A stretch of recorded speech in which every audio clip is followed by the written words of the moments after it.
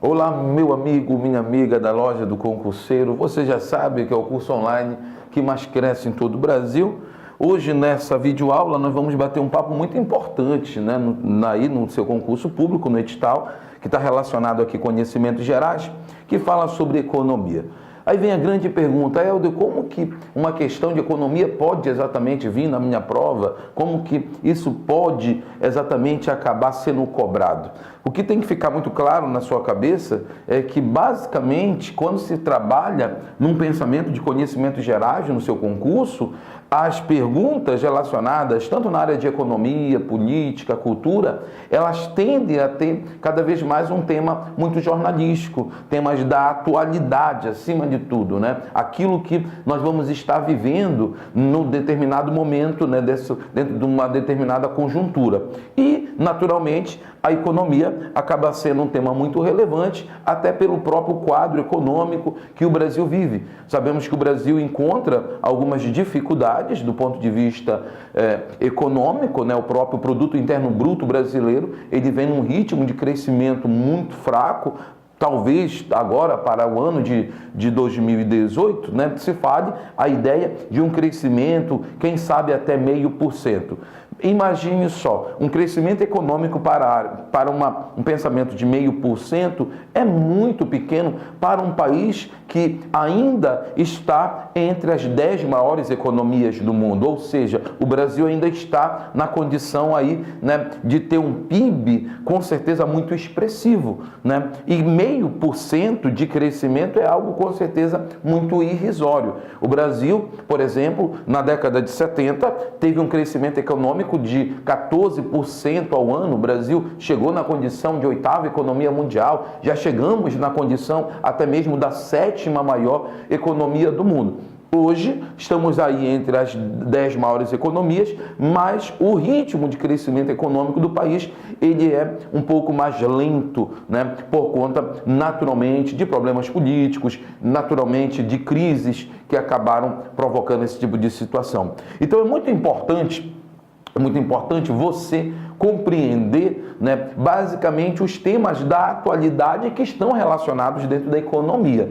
Primeira ideia é trabalharmos o conceito, né? Eu tenho que, antes propriamente de começar a falar de temas atuais, né, da crise econômica que o Brasil vive hoje, eu tenho que entender o que é a economia, né? A ciência econômica no Brasil, ela acaba ser realmente oficializada como ensino superior, ela acaba sendo oficializada nas universidades há aproximadamente 65 anos, né? Há mais ou menos 65 anos atrás, quando os cursos de economia começam a ser instalados, né, tanto em São Paulo como no Rio de Janeiro. Mas não significa dizer que antes disso, né, não se trabalhasse por aqui a ideia, né, da compreensão da literatura econômica. De forma alguma, né? Nós temos grandes economistas, tanto no Brasil, né, como também no resto do mundo, que vão ser fantásticos, né, em suas análises. Vamos pensar na própria economia política de Karl Marx, vamos pensar em Malthus, Ricardo, Schumpeter, né? Vamos pensar em Keynes, são todos grandes teóricos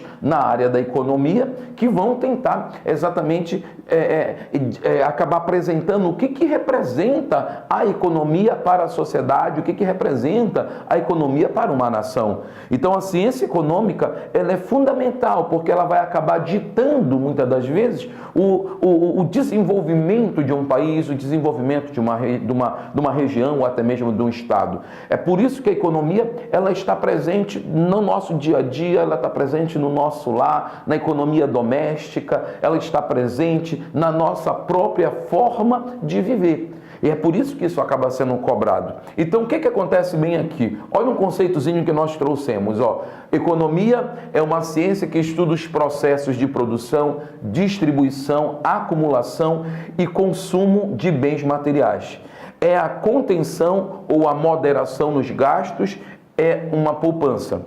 Simplificando, economia seria o controle para evitar desperdícios em qualquer serviço ou atividade.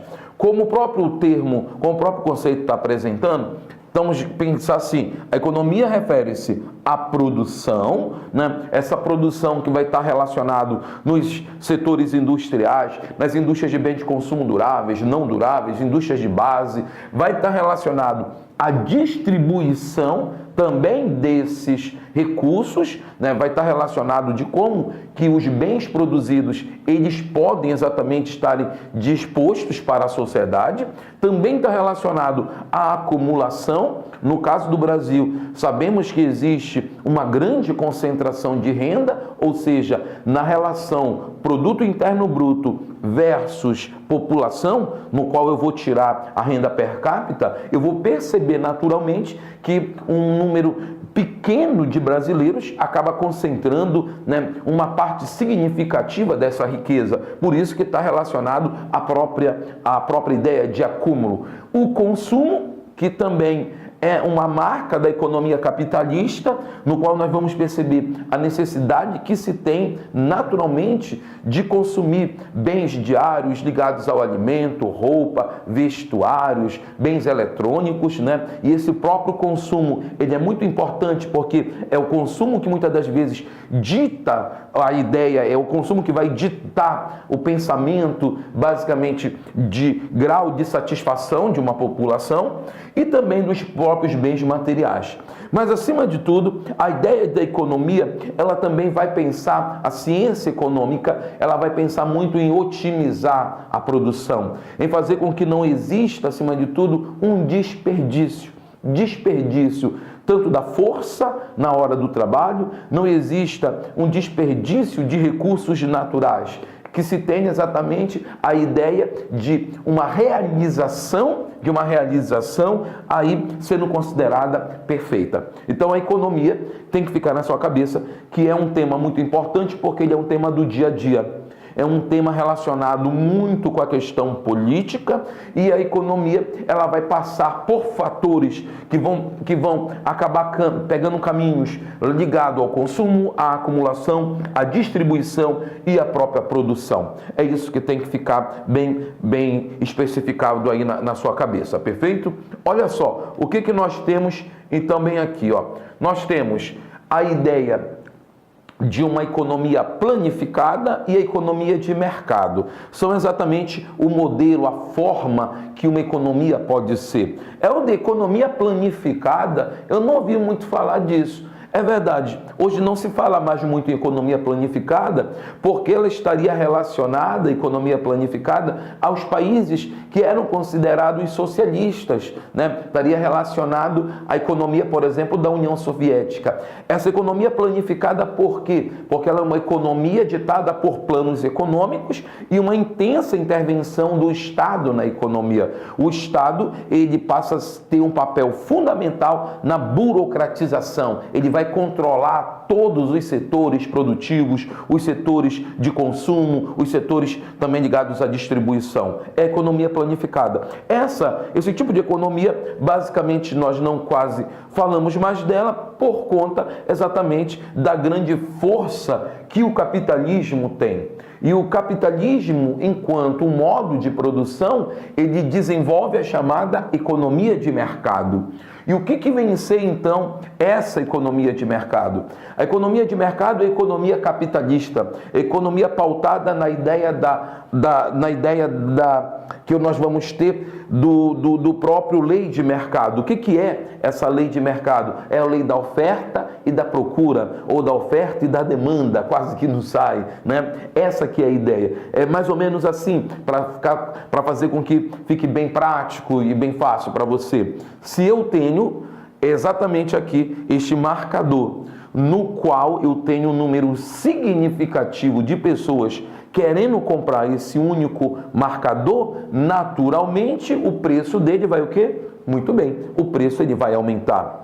Agora, se eu tenho 50 marcadores destes, 50 marcadores como este bem aqui, e apenas 20 pessoas querem comprar, o preço dele tende o quê? Ele tende a cair, ele tende a declinar.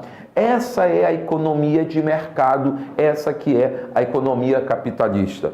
Você não aprende isso diretamente num banco de escola. Você não vai aprender isso. Por exemplo, essa economia capitalista, eu sempre uso como exemplo a ideia dos cambistas, né?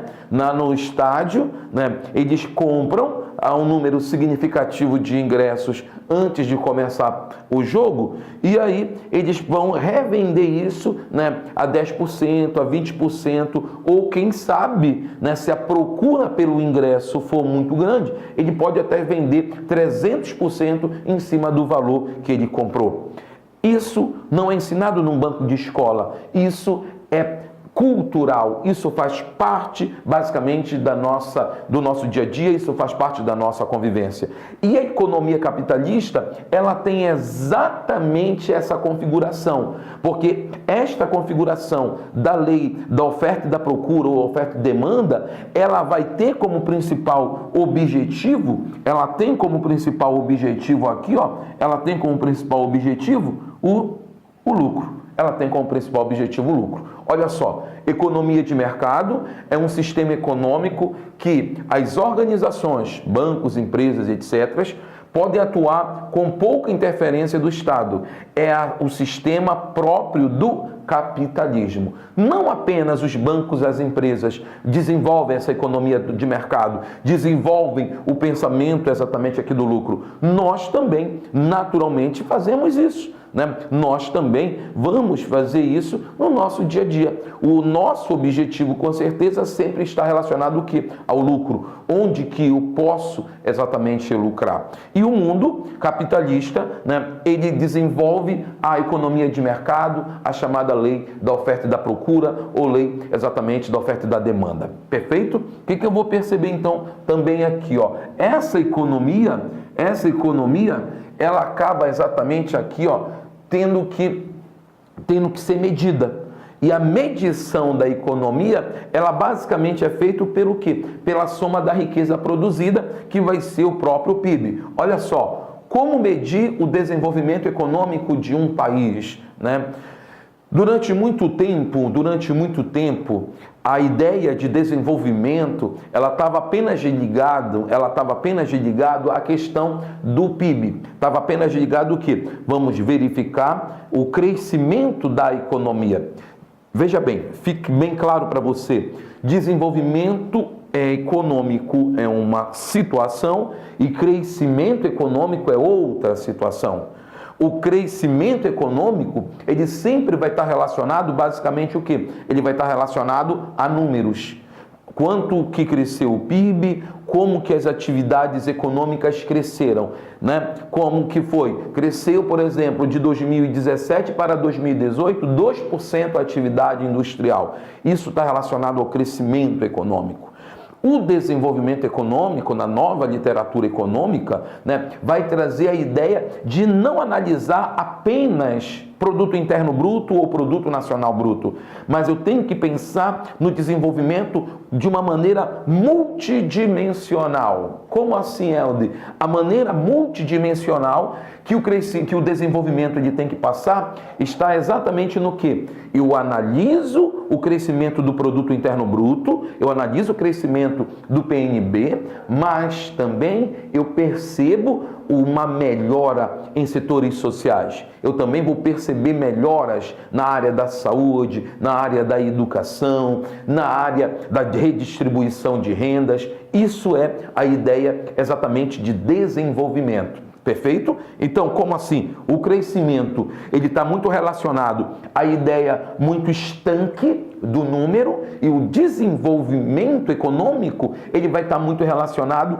não apenas ao PIB, mas também relacionado à melhoria da qualidade de vida, a melhor acesso à saúde, saneamento básico, água encanada, esgoto, redistribuição de renda, melhoria também no poder do consumo da população. Ela vai estar muito relacionado a isso. Olha só, mas o que nós vamos perceber? De uma maneira muito geral, como acaba sendo colocada, geralmente se faz basicamente uma análise do chamado PIB per capita, que eu vou falar para você agora. Olha só aqui, a maneira mais comum de medir o desenvolvimento econômico de um país é pelo crescimento de seu produto interno bruto, o PIB, ou variações, o PIB per capita, ao poder de compra real de cada classe social. Essa é a forma mais tradicional de medir o desenvolvimento econômico. É quando eu vou analisar basicamente aí o crescimento do PIB,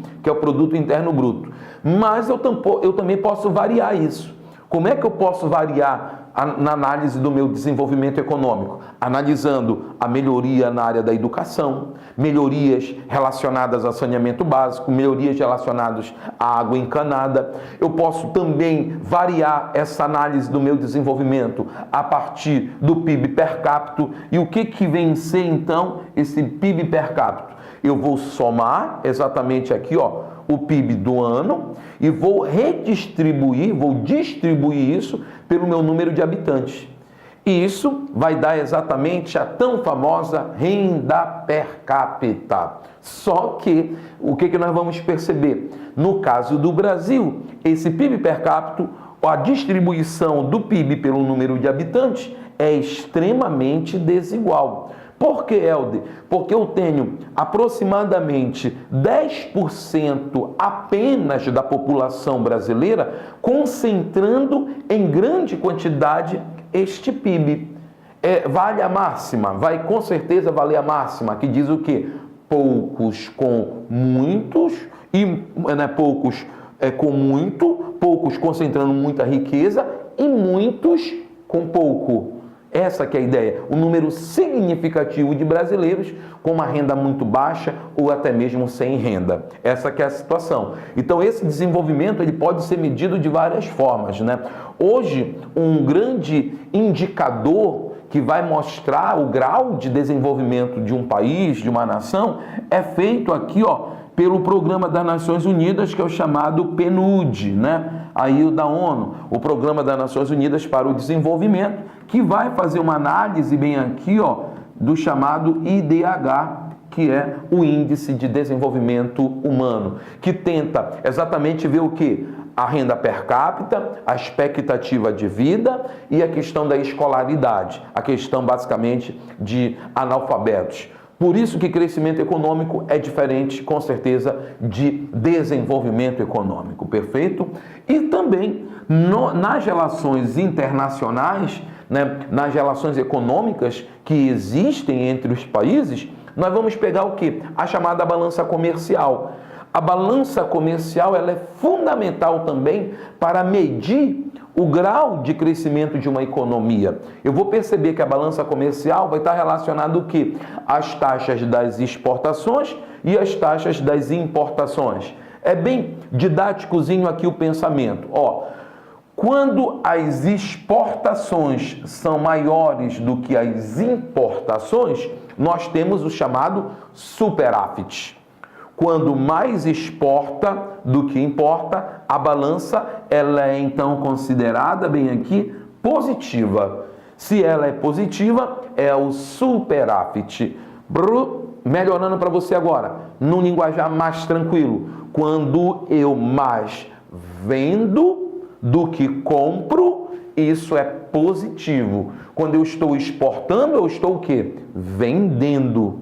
Nós estamos vendendo no mercado lá fora. Quando eu estou importando, eu estou comprando. Quando eu mais vendo, quando eu mais exporto, essa balança comercial ela é positiva. Agora o contrário, quando as importações forem maiores do que as exportações, essa balança comercial, então, ela é considerada negativa. Ela é considerada negativa. Perfeito? Entendeu? E a balança comercial brasileira hoje? Ela é o quê? Ela é de superávit, ou seja, quando as exportações são maiores do que as importações, ou ela é de déficit? E o que é o déficit? Quando as importações são maiores do que as exportações. Como que fica do Brasil? O Brasil tem o chamado superávit. Por que é o superávit? Porque mais nós exportamos do que propriamente importamos.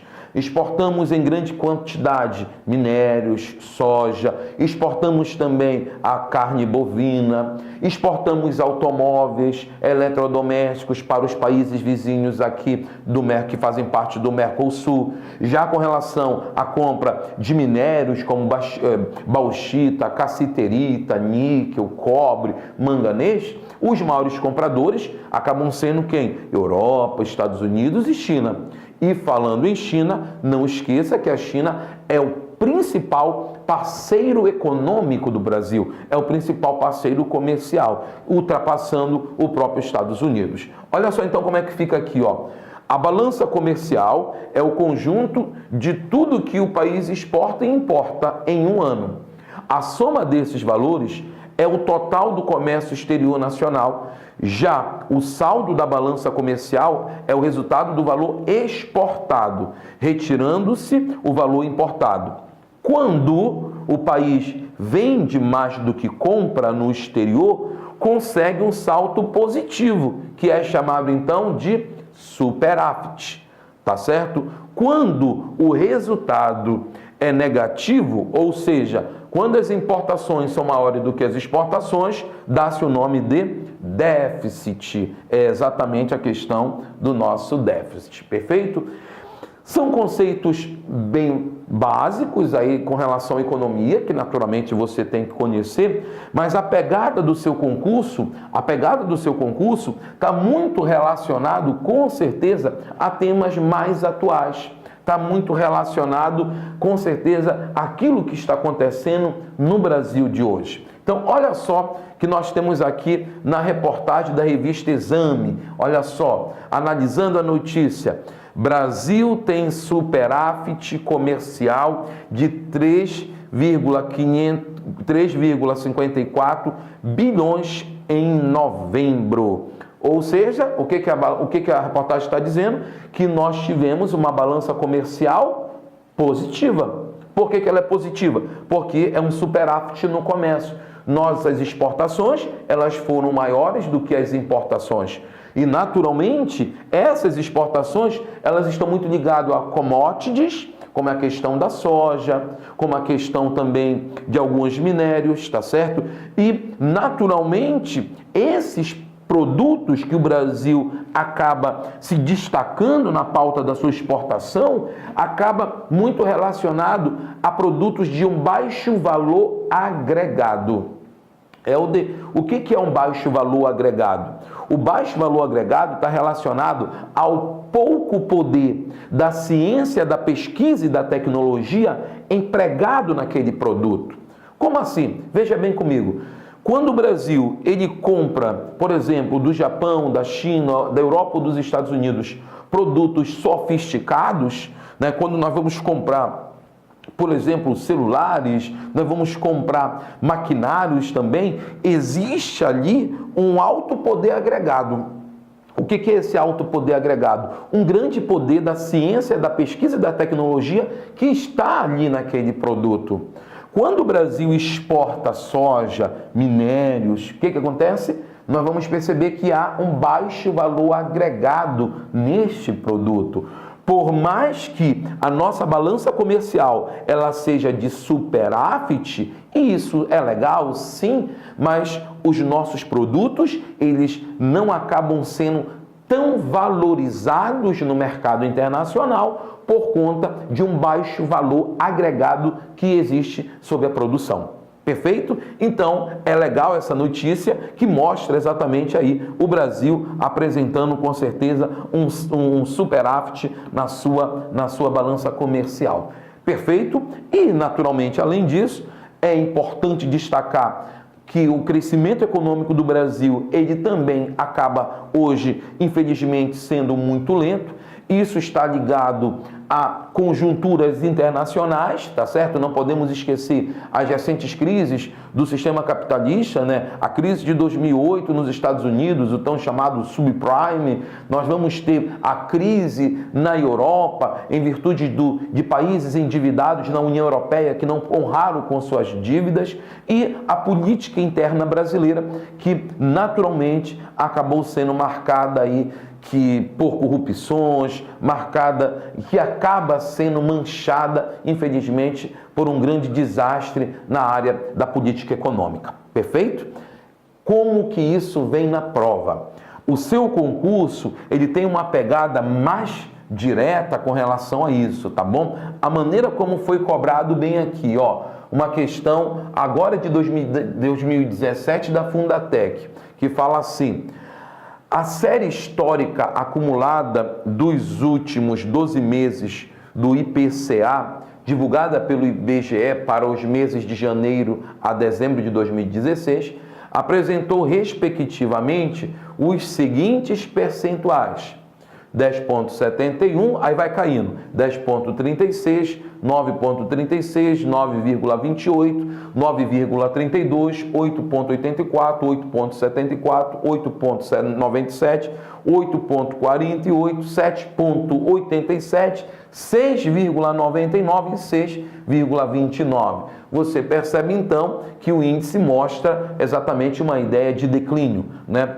Analisando esse cenário atual, podemos dizer que o Brasil está passando por um momento que é exatamente a ideia que mostra o IPCA, né? A ideia que vai mostrar exatamente esse grau exatamente em percentuais que vem diminuindo. Será que está mostrando que o Brasil está passando por um momento de deflação, hiperdeflação, inflação, hiperinflação, aceleração inflacionária?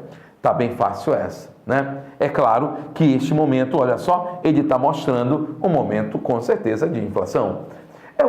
Geralmente vem uma grande dúvida, o que é a inflação? A inflação está relacionada muito ao quê? Ao teu nível de poder de compra. Quando você vai perceber isso? Se você antes ia no supermercado com R$300 para fazer ali o seu supermercado do mês e aquela cesta básica, ela dava tranquilamente para você, está tudo beleza.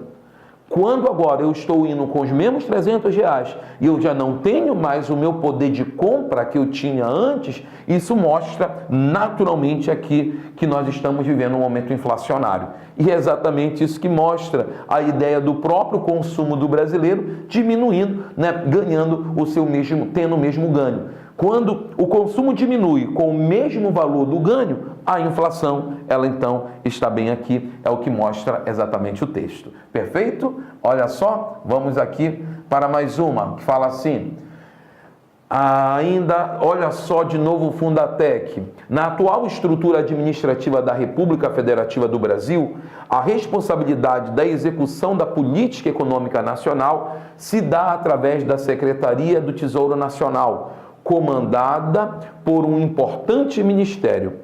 Quem é o atual ministro da Fazenda? Muito básico também, muito claro. Sabemos exatamente aqui, ó, que o atual ministro da Fazenda, com certeza, é o senhor Henrique Meirelles. Olha só, com certeza é o senhor Henrique Meirelles. Guido Mantega estava ali no governo Lula e Dilma, tá certo? Fernando Henrique Cardoso, você sabe que foi um ex-presidente. Joaquim Levy foi o último aí da área da Fazenda também da Dilma, e Nelson Barbosa também ainda estando no governo petista. Henrique Meirelles é exatamente o atual ministro da Fazenda aí do governo Michel Temer. Muito bem. Perfeito? Perfeito? Olha só, eu espero ter contribuído um pouquinho. Peço para você ficar atento. As provas do teu concurso na área da economia são muito ligadas àquilo que está acontecendo basicamente há 10, 15 dias aí do período da sua prova. São temas que vão sempre estar relacionados a basicamente o que a imprensa, o que exatamente as emissoras estão colocando. Perfeito? Fique estudando e eu acredito na sua aprovação. Valeu, muito obrigado.